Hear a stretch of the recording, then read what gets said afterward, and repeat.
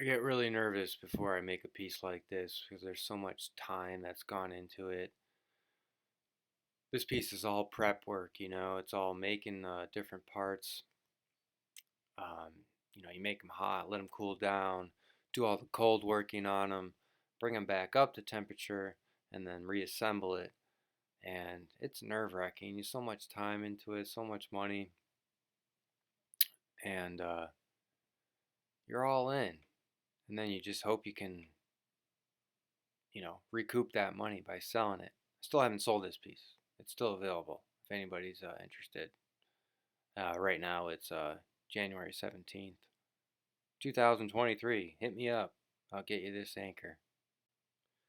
Started making these anchors, I think, because I thought they'd be a good canvas for color.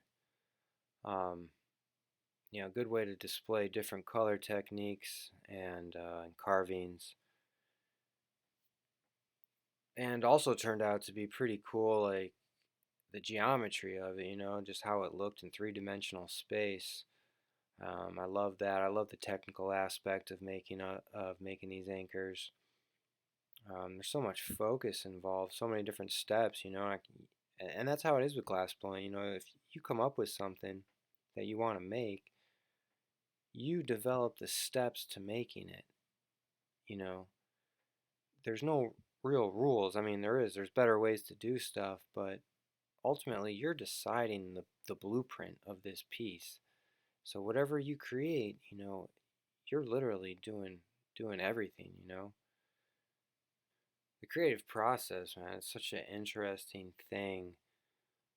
Like you gotta come up with something that says something about you, I guess, right? You want to have context, or maybe you're just a craftsperson. But either way, in order to develop that invisible idea, you have to practice it, and it's most likely not going to turn out how you want it the first time. And so you spend all this time, all this energy to try to make something, and say eventually you get there, right? Say I made 3 or 4 anchors before I got to this one. It was probably 4 or 5, and they weren't too pretty, but it's like I had this idea. I knew it could be pretty. And it's not too often I actually like something I make. I mean, this anchor, I really liked it. I thought it was beautiful, but there's so many times I'm just unsatisfied with my work. And it I think that's part of what keeps you going is just being unsatisfied. It's like this tragic comedy in a way.